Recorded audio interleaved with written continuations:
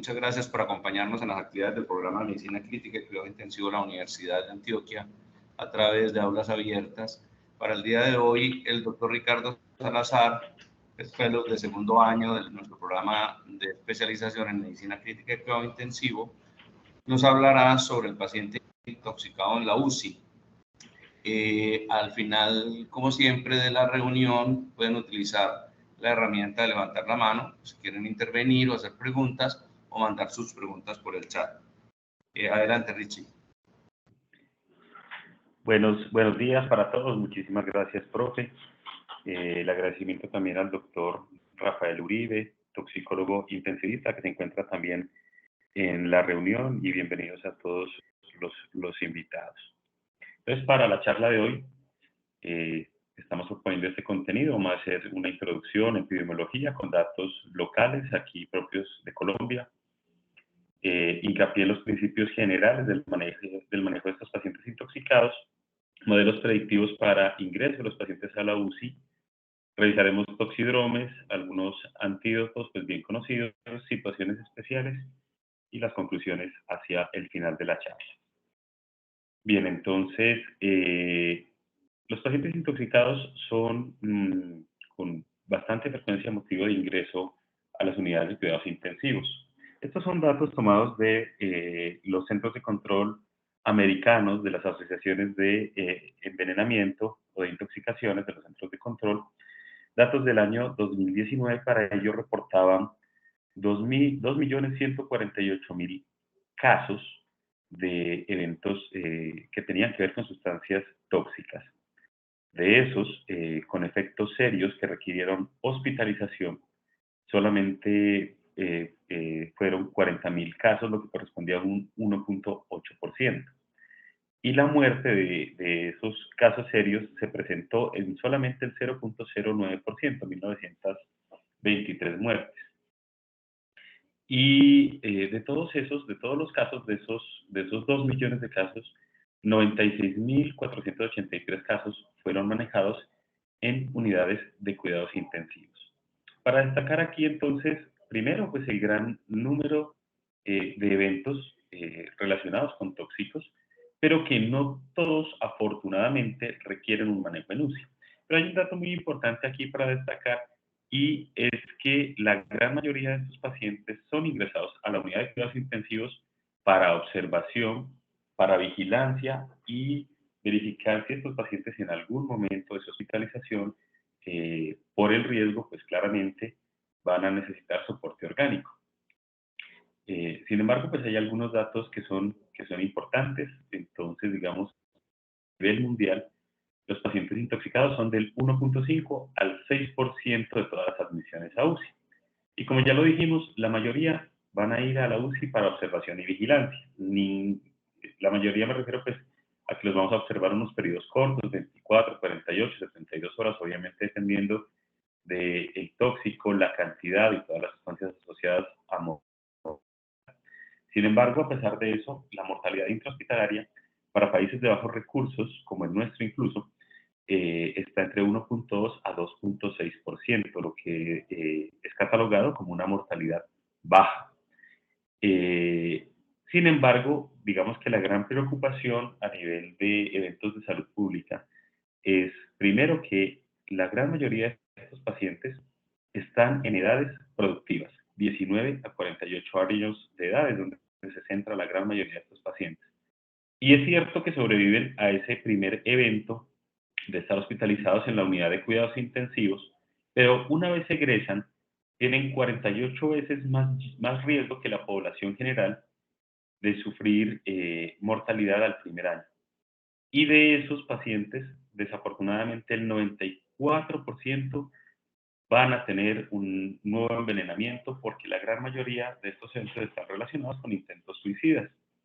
Como lo podemos ver ahí, casi el 70% de esta población ingresan por estos eventos o por estos intentos de suicidio. En Colombia, estos son datos del año 2020 del Instituto Nacional de Salud a través del CIVIGILA. Podemos ver que la gran mayoría de casos corresponden a intoxicaciones por medicamentos, que son el 43.3%, Plaguicidas ocupa el segundo lugar con un 20% del total. El uso de sustancias psicoactivas está en el tercer lugar con un 18% del total y ya otras sustancias, solventes, gases, metanol, metales con menos porcentaje. Entonces, obviamente, al ser un país agrícola, eminentemente agrícola, los plaguicidas siguen aportando o siguen estando pues, en un nivel importante para nuestro país. Y como ocurre alrededor del mundo, Colombia pues no está ajeno a esto. Miren cómo está la distribución tanto de las edades y de las causas de exposición a tóxicos.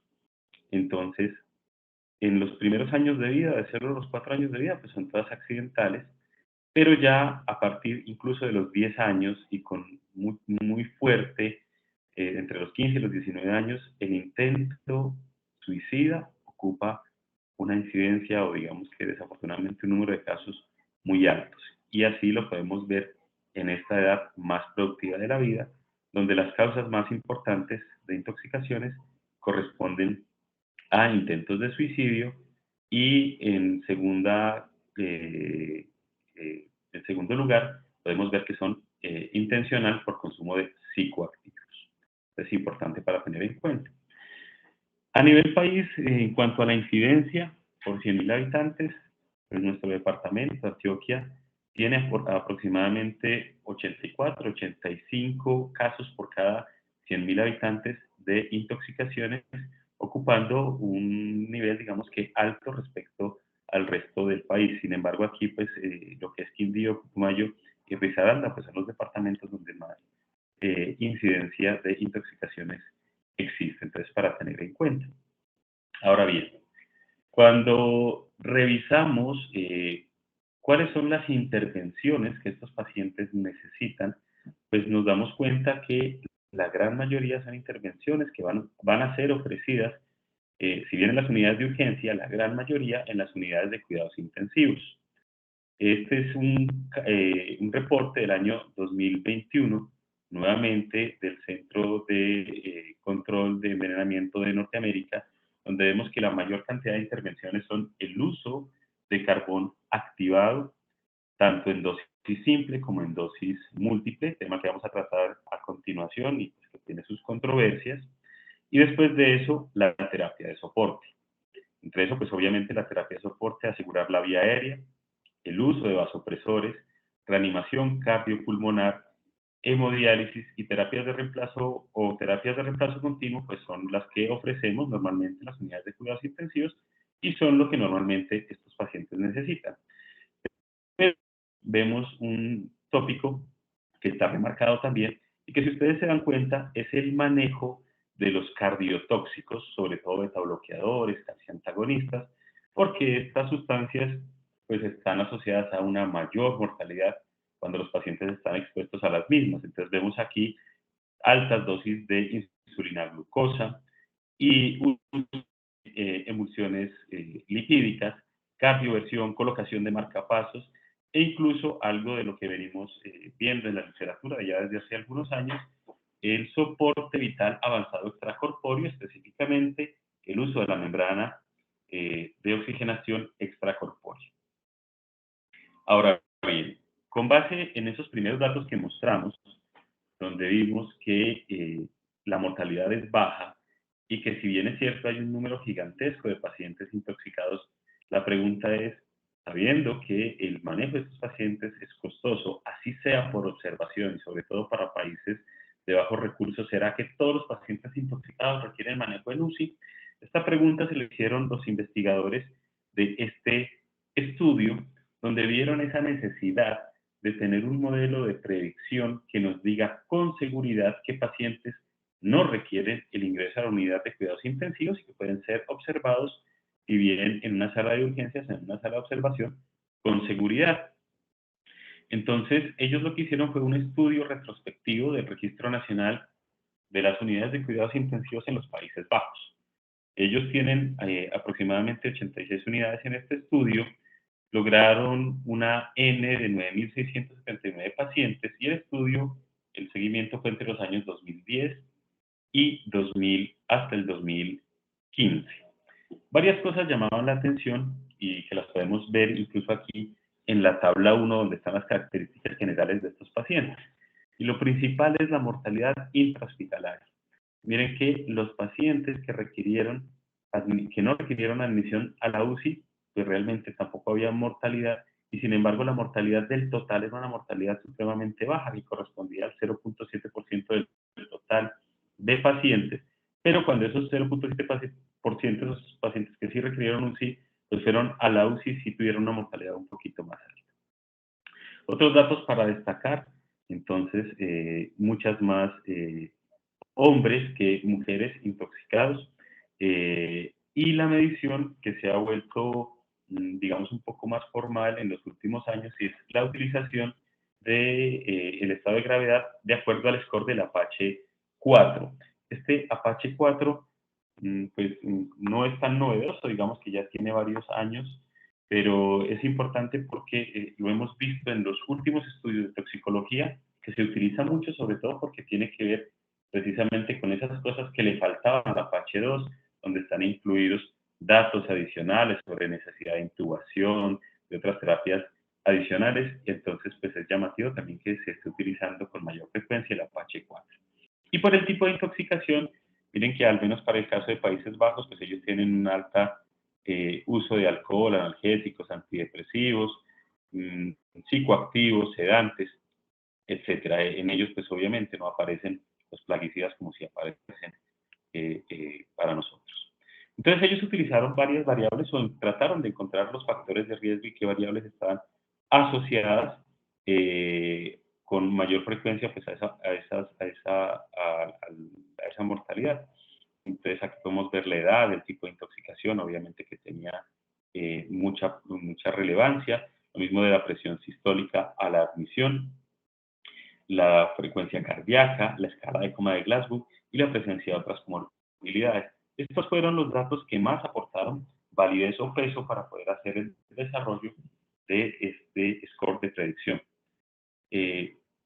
Cuando utilizaron varios puntos de corte, a cada uno de estos le dieron un punto, y cuando utilizaron puntos de corte para ver cómo estaba su sensibilidad, su especificidad y su valor predictivo positivo y valor predictivo negativo, parecía ser que el punto de corte de 6 era el punto de corte seguro para que estos pacientes no fueran admitidos a la unidad de cuidados intensivos. Digamos que es válido, o aunque pues en Colombia no sea validado, habría que tener en cuenta pues este tipo de datos. Ahora bien, vamos a hablar ya específicamente de los principios generales. En cuanto a los principios generales, nada apartado de lo que conocemos. Todo se va a basar de una historia clínica completa. Esta situación muchas veces es compleja en las unidades de cuidados intensivos, y lo que sí vemos es que hay que tener una altísima sospecha clínica. Muchas veces es diferente el cuadro de un paciente que llega por otra causa que es evidente, que podemos ver que es mucho más, pero no siempre los pacientes intoxicados van a ingresarse a la UCI con una etiqueta en su frente que diga estoy intoxicado. Muchas veces lo que hay que hacer es precisamente un proceso de investigación profunda y tener siempre en mente las posibilidades de que un paciente pueda estar intoxicado para poder hacer el abordaje. Este abordaje es importante dado que si actuamos temprano, podemos actuar sobre lo que es la identificación de la sustancia, la ruta de exposición, planificar lo que vamos a hacer. Y para eso, la mayoría de las veces, nosotros digamos que no hay un gol estándar para decir, mire, si este paciente está intoxicado, pero sí podemos utilizar la clínica identificando el toxidrome, que son pues ampliamente conocidos, y gracias a esa identificación podemos trazar una ruta de manejo. Lo siguiente es, en la medida de las posibilidades, hacer una descontaminación, mejorar la eliminación del tóxico y administrar el antídoto cuando el antídoto está indicado.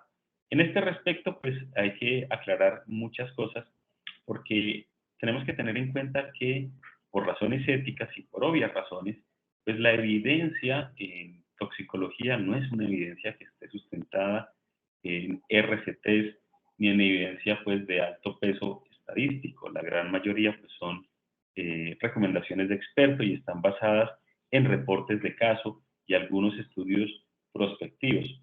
Por tanto, pues es un poco, digamos que más tirada la evidencia pues hacia ese sentido. Sin embargo, cuando estos pacientes llegan a la UCI, pues hay unas piedras angulares que siempre debemos seguir. Tener en mente siempre que no existe antídoto para todo. Sí hay unos antídotos claramente establecidos. A todos cuando nos hablan de antídotos, lo primero que se nos viene a la mente, sí, acetaminofén y acetilcisteína, digamos que antidepresivos tricíclicos y bicarbonatos, cosas que tenemos como muy claras, pero no todo tiene antídoto. Y por eso, en la unidad de cuidados intensivos, pues la piedra angular es el soporte. Obviamente, tenemos que tener en cuenta también los diagnósticos diferenciales. Hay muchas situaciones que pueden simular una intoxicación, entre esos el estado metabólico, pacientes con hipoglicemia, por ejemplo, pacientes con deficiencias nutricionales pueden fácilmente confundirnos hacia una intoxicación, los pacientes politraumatizados, los pacientes que tienen accidentes cerebrovasculares, específicamente cuando eso compromete el tallo encefálico, también van a tener muchos síntomas que parecieran ser una intoxicación. Y en ese sentido nunca debemos olvidarnos pues que debe haber una actuación secuencial y que debe seguir pues, los principios que todos conocemos en reanimación, seguir muy juiciosos el ABCD, estableciendo una vía aérea rápidamente, poniendo a los pacientes en ventilación mecánica y brindando soporte hemodinámico con drogas vasoactivas y, como ya lo vimos, incluso donde hay la posibilidad, pues con soporte vital extracorpóreo.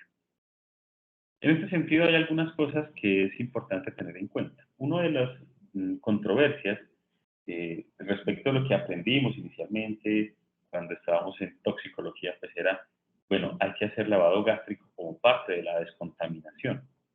Sin embargo, el lavado gástrico, cuando uno revisa las guías de distintas sociedades, específicamente, por ejemplo, en este caso les traigo las guías americanas y de la Asociación Europea, incluso ya desde el año 2013, ellos nos vienen diciendo que la evidencia para realizar lavado gástrico realmente es muy controversial. La evidencia es escasa. Existen revisiones sistemáticas, nuevamente son reportes de casos, estudios prospectivos muy pocos, pero todos caen en esta misma situación en la cual quería hacer hincapié. Y es que desafortunadamente el lavado gástrico se asocia a múltiples complicaciones, entre ellas perforaciones, sangrados.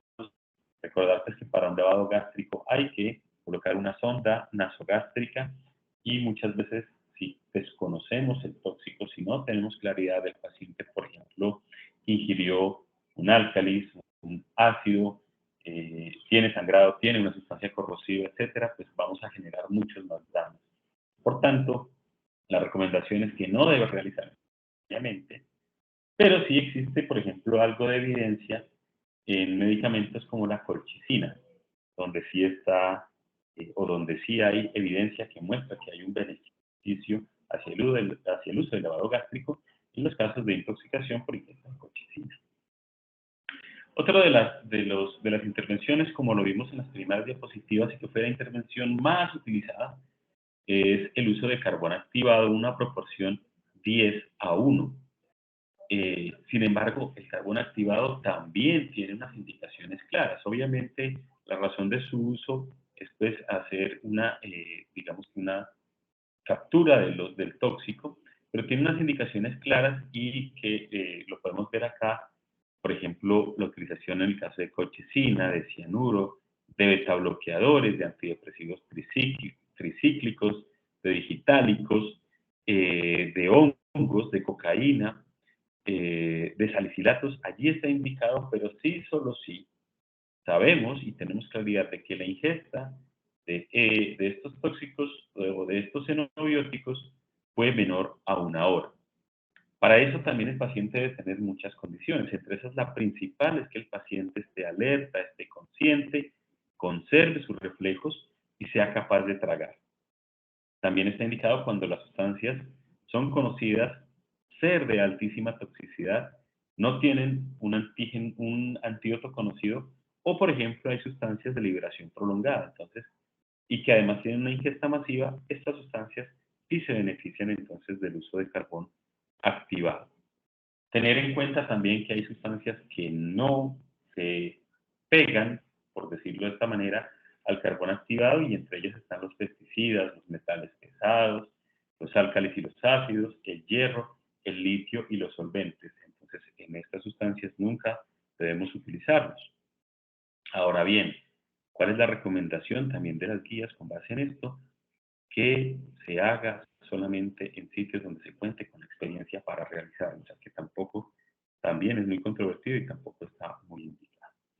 Otra de las conductas que siempre debemos tener en cuenta, pues es mejorar la eliminación de ese tóxico. Para eso claramente debemos conocer cuál es el metabolismo de ese tóxico, cómo es su farmacocinética, cómo es su farmacodinámica, cuáles son sus vías de eliminación, si es de eliminación renal, si es de eliminación hepática. Y normalmente lo que tenemos a la mano en las unidades de cuidados intensivos, y es un gran apoyo, pues son la eliminación a través de la hemodiálisis o de la diálisis, incluso de la terapia de reemplazo renal continuo. Para eso, pues esas toxinas deben cumplir al menos con estos requisitos. Primero, que tengan un alto volumen de distribución. Segundo, que tengan un bajo peso molecular y puedan ser capturadas por el filtro de hemodiálisis, y que sean hidrosolubles y pues claramente que tengan una eliminación renal. Dentro de ellas, ¿qué tenemos o qué se pueden dializar?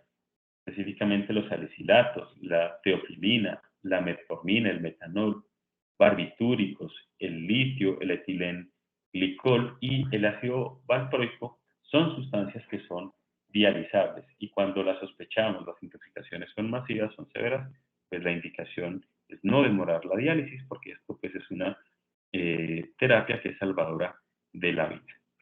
Otra forma también de mejorar la eliminación de algunos tóxicos es mediante la alcalinización, tanto sérica como la alcalinización urinaria. Entonces, ¿qué tóxicos se benefician de esa alcalinización?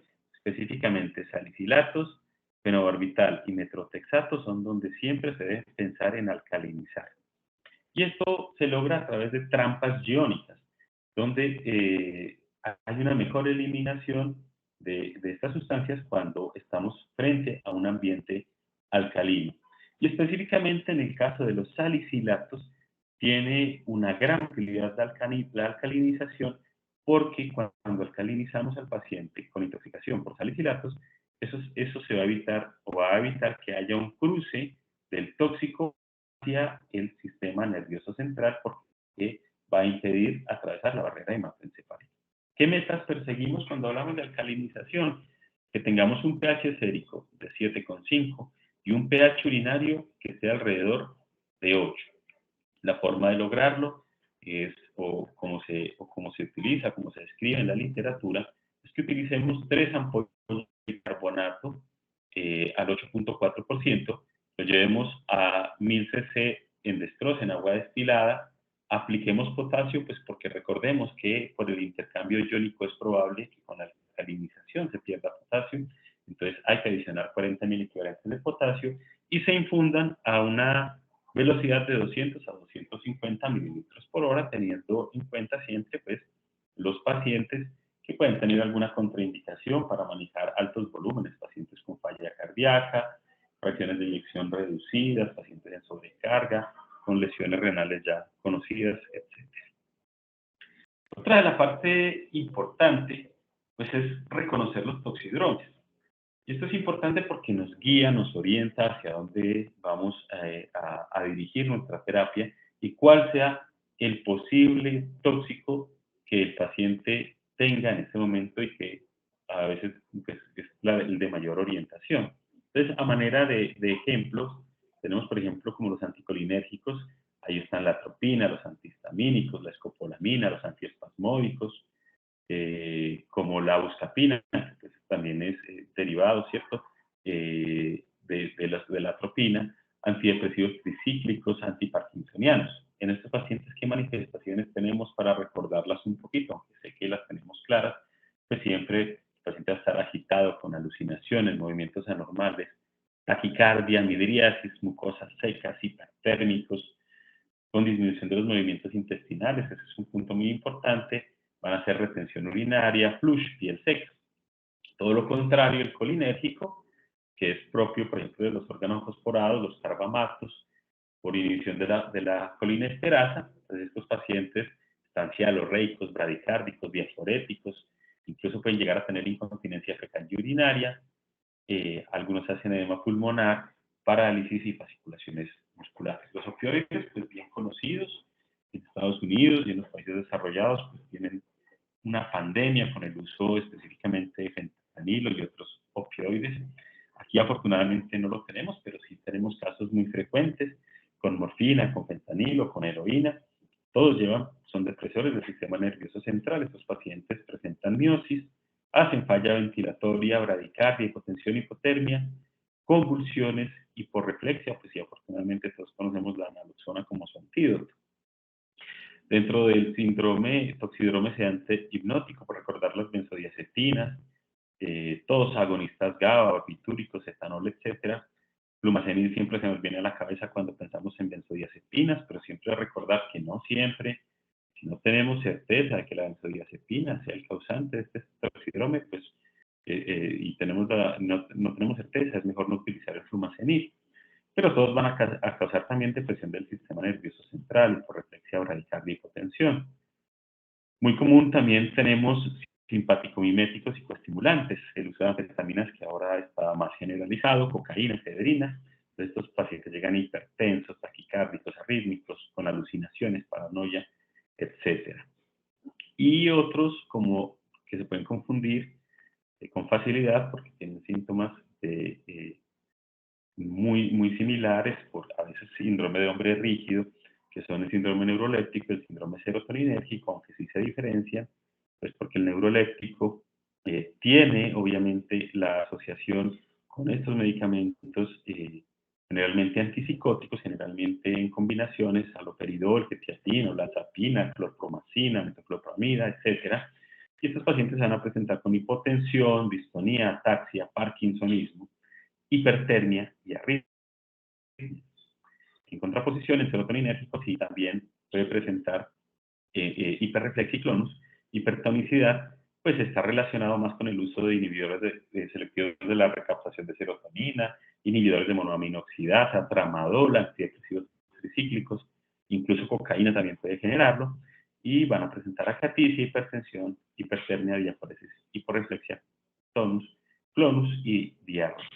Entonces esto lo traía como para recordarlo, siempre es importante pues tenerlos en mente porque como lo dije va a orientar a nuestro manejo.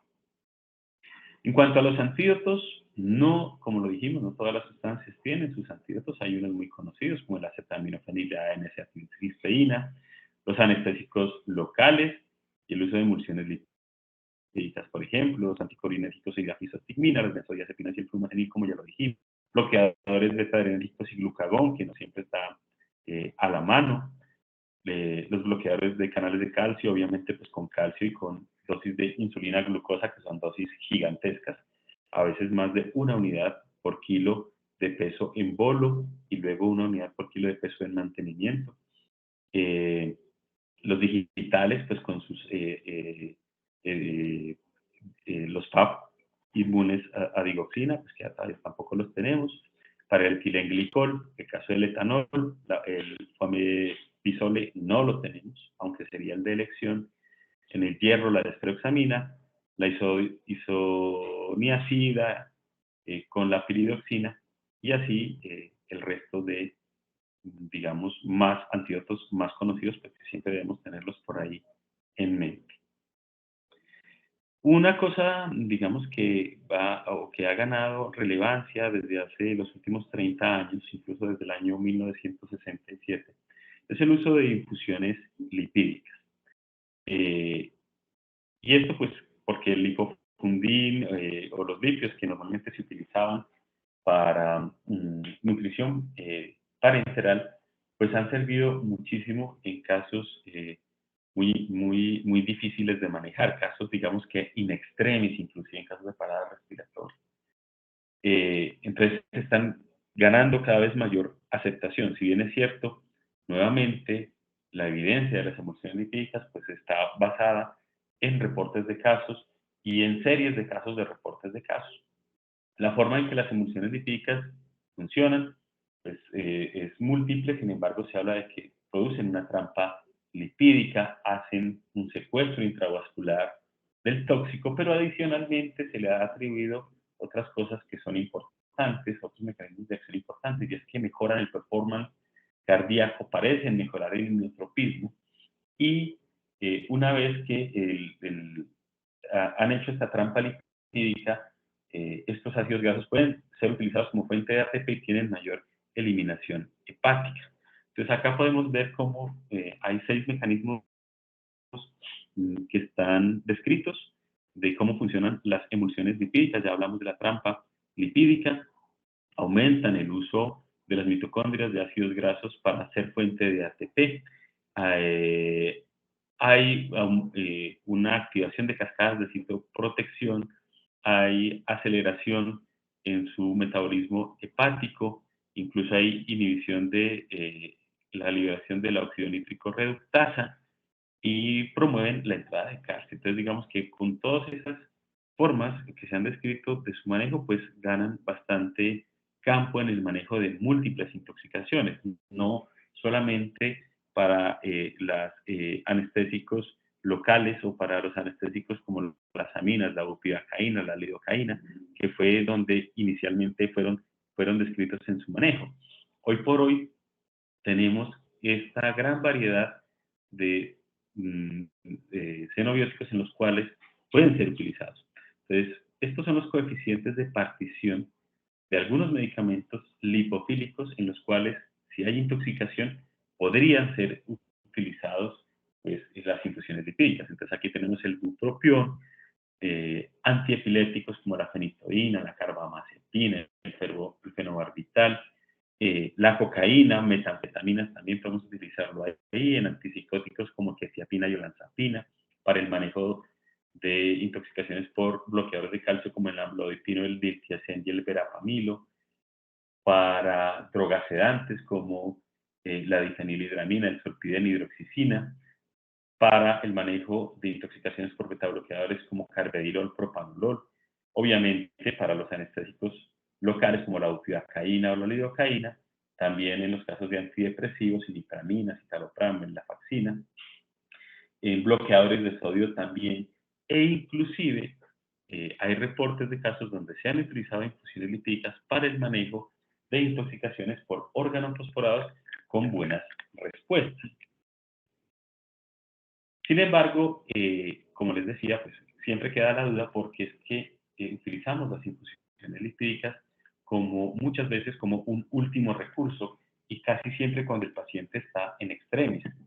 Entonces, buscando un poco más la literatura, vamos a ver este estudio observacional, que es uno de los estudios más grandes que se han realizado acerca de cómo le ha ido a las emulsiones lipídicas cuando se utilizan tóxicos en sustancias letales. Entonces, esta es una revisión de una base de datos, nuevamente, del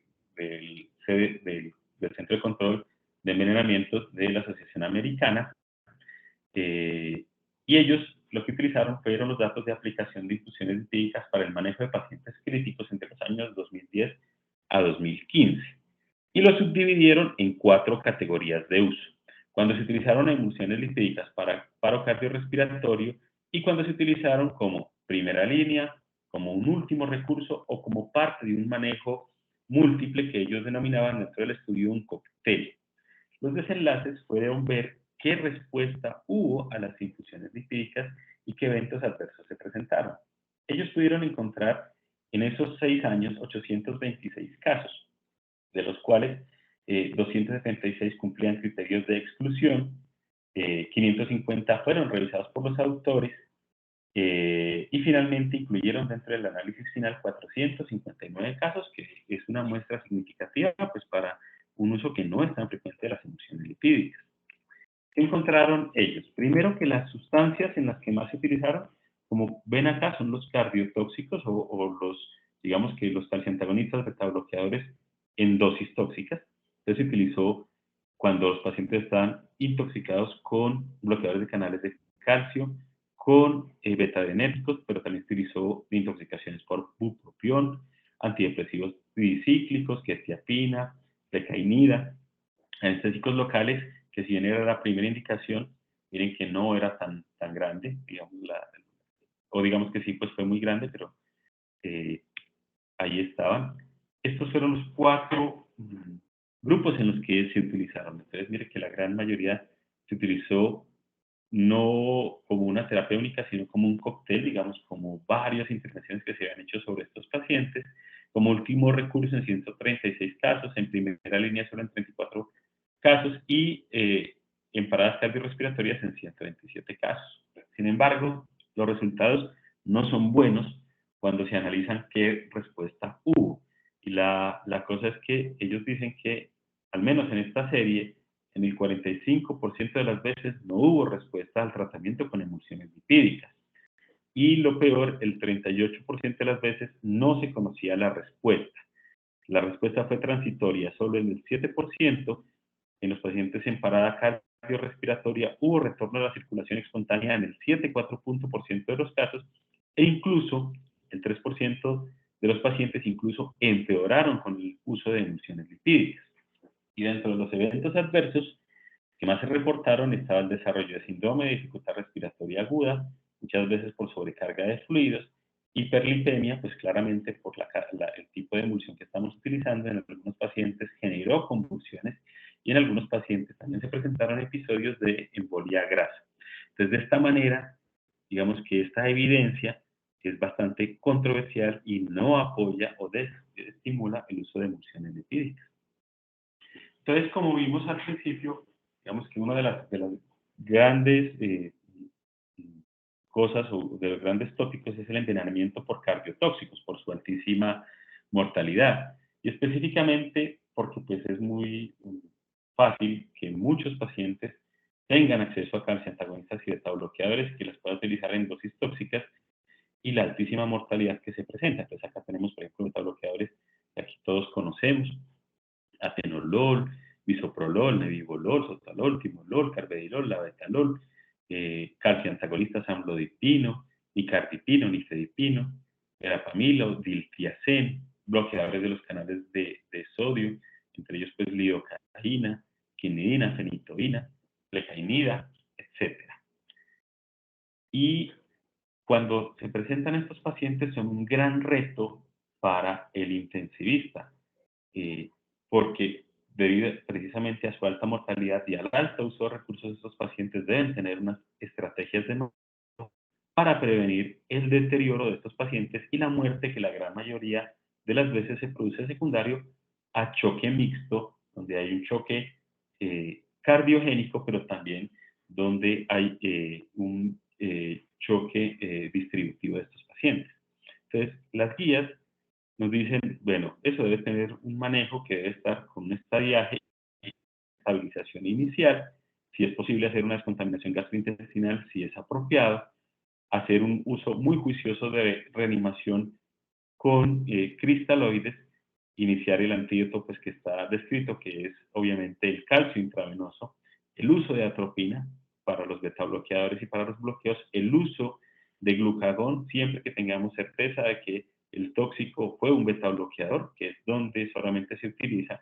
En una segunda fase vamos a utilizar infusiones de vasoactivos con altas dosis de insulina, lo repetimos, una unidad por kilo de peso en bolo inicial y una dosis de mantenimiento de una unidad por kilo de peso también, el uso de otros sinotrópicos y vasopresores, norepinefrina principalmente, y cuando ya el paciente llega a este estadio de choque refractario que no mejora a pesar de las altas dosis de insulina, a pesar de tener 3 o más vasopresores al uso de inotrópicos, donde se ha propuesto también el uso de azul de metileno, el uso de emulsiones lipídicas, la colocación de un marcapasos principalmente transvenoso y lo que últimamente estamos viendo en la literatura, que es el uso de soporte vital por membrana extracorpórea, que es el ECMO, e incluso de otros dispositivos de asistencia ventricular. Entonces, El algoritmo que está propuesto actualmente para el manejo de estos pacientes es que si tenemos un paciente con intoxicación por beta bloqueadores o calcio antagonistas y que presentan hipotensión que es refractaria al uso de cristaloides y de calcio o de atropina, debemos iniciar rápidamente entonces altas dosis de insulina y adicionalmente el uso de norepinefrina que se debe iniciar a una dosis de 0.04 microgramos por mililitro.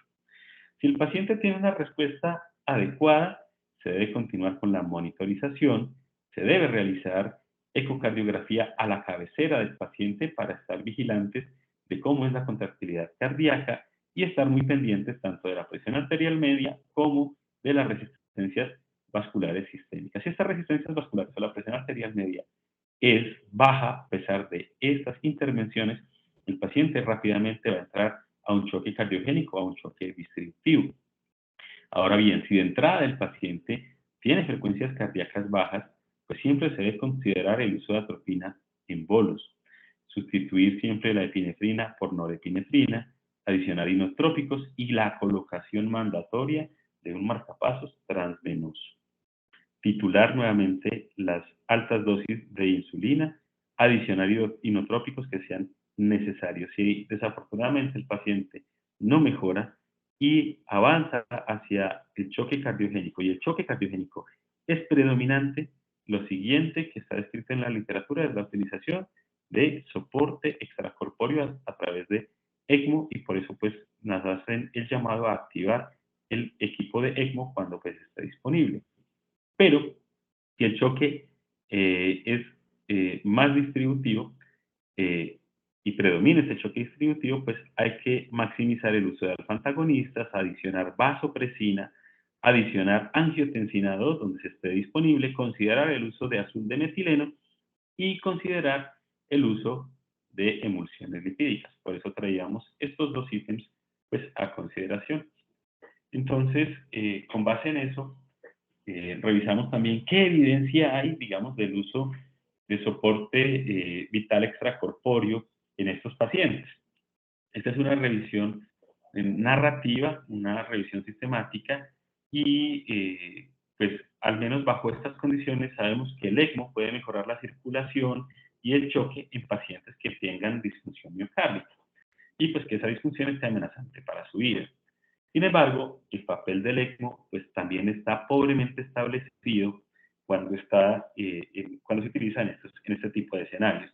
Y está básicamente pues, a discreción del equipo tratante. La evidencia disponible nuevamente corresponde a series de casos y a reportes de casos. Y de todo, digamos, de toda la literatura hasta el momento solo existe un solo estudio prospectivo. Dentro de las indicaciones muy dependientes de donde tengan la disponibilidad del ECMO, pero en general, digamos que se ha utilizado en pacientes con choque cardiogénico refractario a altas dosis de inotrópicos, cuando están con hiperlactatemia superiores a 5, con fracciones de eyección reducidas, y algunas series reportan supervivencia del paciente cuando es conectado rápidamente al ECMO en choque, en esa etapa, supervivencia que puede llegar al 80%, bien sea para hacer desmonte directamente del dispositivo o cuando se le va a llevar en un puente hacia otra terapia, que puede ser incluso el trasplante cardíaco. Y la supervivencia se baja un poco en caso de que esos pacientes hayan necesitado RCCP.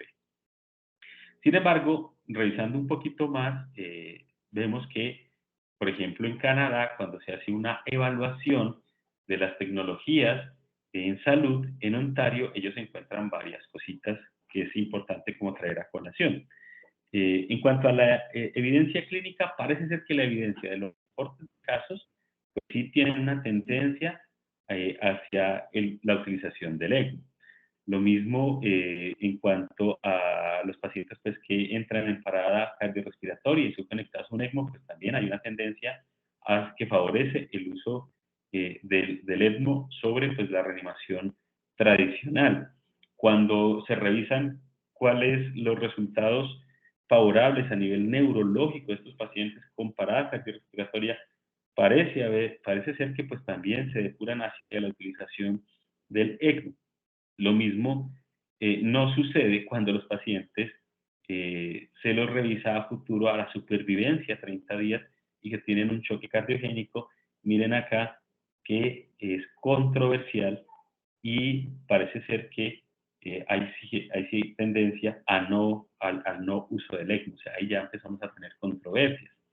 En cuanto a las complicaciones, cuando se comparan el uso de ECMO y otros dispositivos de asistencia ventricular, pues obviamente el ECMO pues va a producir, como es común en todos estos dispositivos, donde la sangre pasa a través de una membrana, pues con el desarrollo de respuesta inflamatoria sistémica, no así con los demás complicaciones, como choque séptico, desarrollo de infecciones o isquemia de extremidades, hepatitis o falla renal, donde no hay diferencias estadísticamente representativas.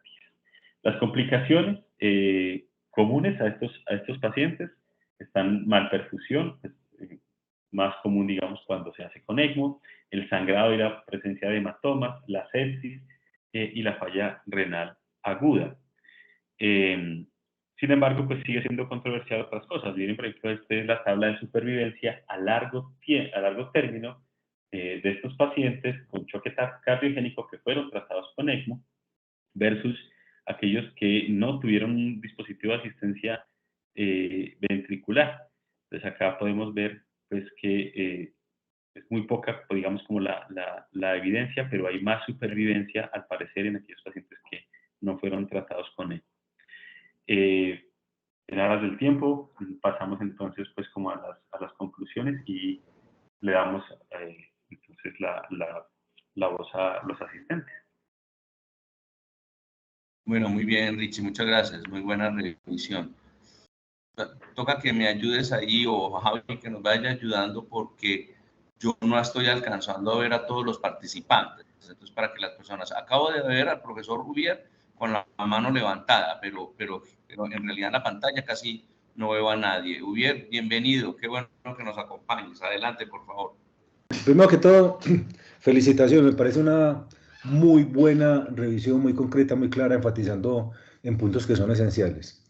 Lo segundo que me parece importante resaltar, de pronto se te pasó un concepto en el que las sustancias dializables deben tener bajo volumen de distribución. Recordemos que el volumen de distribución es el tamaño que debe tener un compartimento para albergar la totalidad del fármaco o xenobiótico a la concentración del plasma. Es decir, que si una sustancia tiene un gran volumen de distribución, está ingresando a los tejidos y no se encuentra en el espacio vascular. De manera inversa, una sustancia con bajo volumen de distribución está en el espacio vascular y por ende es susceptible de ser dializada si tiene bajo peso molecular y eliminación renal. Entonces, como para hacer esa aclaración ahí. Lo segundo que me parece importante resaltar es que recordemos que la insulina tiene la característica de ser muy adherente. Por eso, cuando vamos a administrar insulina, debemos verificar qué tipo de dispositivo estamos empleando, porque la venoclisis debe ser de polietileno y los dispositivos empleados que lo contengan, porque especialmente el polivinilcloruro, el PVC, capta y la insulina se adhiere a ella. Es por eso que cuando se quiere suministrar insulina de una manera predecible, es bueno purgar el equipo, eliminando por lo menos 150 centímetros de la preparación antes de pretender empezar a suministrar la dosis calculada, porque si no se va a quedar adherida durante las primeras horas a la superficie interna del polivinilcloruro y no vamos a suministrar la insulina como lo necesitamos. Entonces es bueno enfatizar en ese aspecto porque es algo que es publicado, que es sugerido, pero no adecuadamente difundido. Muchas gracias.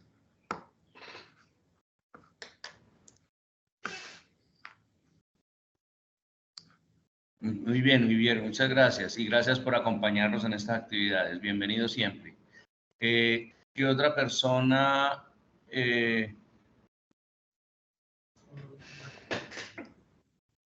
No veo a nadie más. ¿Sí? El profe Rafa, profe, sí.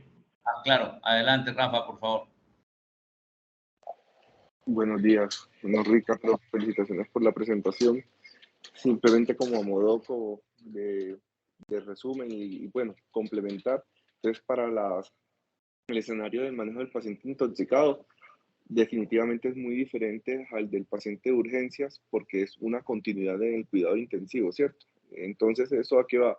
A que muchas veces las medidas de descontaminación, nosotros las leemos, las revisamos y las comprendemos hacia el escenario de urgencias, pero como tú muy bien lo mencionaste, la mayoría de ellas, al menos el lavado, la descontaminación gástrica y el uso de carbón activado están restringidos a 1 hora o a la primera hora. Y eso básicamente que a duras penas da para el escenario de urgencias. No obstante, eh, de asegurar categóricamente que no se pueden usar después de la hora, eso es un tema que genera todavía alguna controversia, sobre todo en algunos fármacos o en algunas sustancias de liberación extendida o liberación sostenida que su permanencia puede ser potencialmente más peligrosa para el paciente y si el clínico presume que no se ha absorbido después de la primera hora. Entonces, la invitación es simplemente a que las medidas de descontaminación siempre deben ser una decisión individualizada, que parta del conocimiento del xenobiótico en cuestión, que parta de un principio que es primero no hacer daño. Entonces, si tu riesgo es la broncoaspiración, pero tu paciente está intubado o tu paciente tiene un buen estado de conciencia, son dos cosas que debes tener a la mano bajo ese precepto. Y decidir si en realidad no hay un beneficio para administrarlo después de la primera hora, hacer esa medida de descontaminación.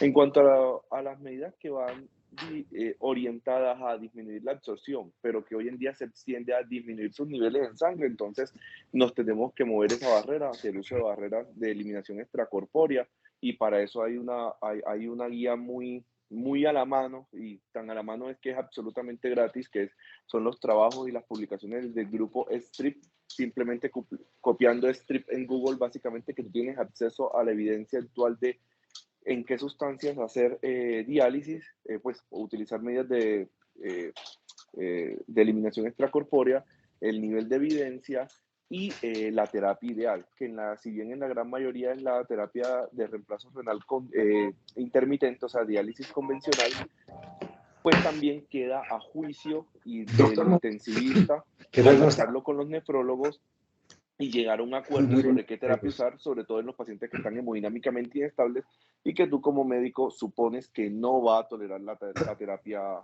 convencional. Ya se la mando. Porque la idea es que nos quede paciente después de la diálisis, ¿no?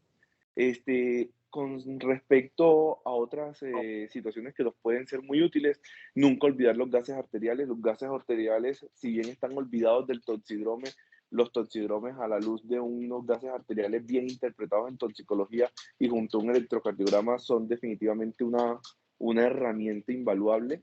Entonces son como los otros dos punticos que nunca olvidar en el abordaje, porque muchas veces el paciente o la información que vamos a obtener de la historia clínica del paciente en toxicología es tan pobre como la evidencia que tenemos de los estudios, lamentablemente por la naturaleza del paciente. Y con respecto otra vez a las medidas de extracorpórea, esta vez ya no de eliminación, sino de soporte. Este es un gran reto que parte no solamente para los intensivistas, sino también para los toxicólogos, y es correr las opciones terapéuticas, y es el ingreso de ECMO a este algoritmo. ¿Por qué? Porque muchas veces vamos a tener la opción, incluso en los peores escenarios, de contemplar el ECMO como puente a recuperación en el paciente intoxicado o como puente a trasplante, como tú lo mencionaste, y un caso que ya hay al menos algo de eso en la literatura, pero no más allá del reporte de casos, es por ejemplo la lesión pulmonar por paraquat. Entonces, mira cómo esto, el ingreso y la confianza que nos vamos ganando los médicos con terapias de soporte extracorpóreo, incluso va impactando y va llevando a que en algún futuro, probablemente, qué sé yo, una década, el ECMO sea algo totalmente aceptado y haga parte del algoritmo inicial que tenemos todos en la mente para el manejo del paciente intoxicado grave, sobre todo teniendo en cuenta que son pacientes muchas veces previamente sanos y que están en una etapa absolutamente productiva de su vida, que es de las cosas que más impacto genera en esta población cuando se enferma. Y bajo un parámetro que de pronto no mencionaste, pero que es muy importante, y no solamente es la mortalidad, sino los años de discapacidad, que eso en términos económicos es muy importante para analizar el impacto de una enfermedad en la población general.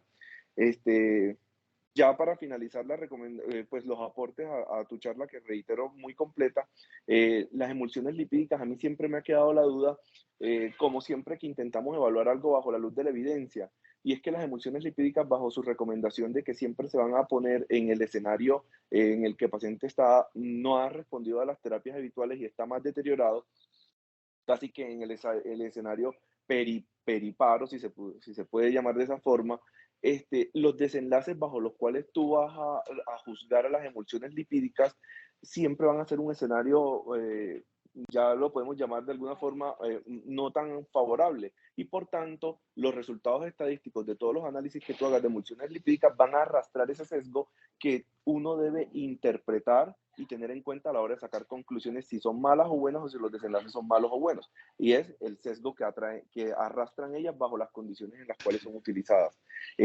No diciendo con eso o haciendo el llamado a no olvidarlas y tenerlas siempre en cuenta porque actúan como un tercer espacio farmacológico que puede ser muy útil en su momento. No tengo más aportes por el momento y reitero las felicitaciones. Bueno, muy bien. Creo que damos por terminada la reunión, siendo las 8:05 de la mañana. Muchísimas gracias. Nos vemos el próximo jueves en una nueva reunión. Un feliz día para todos.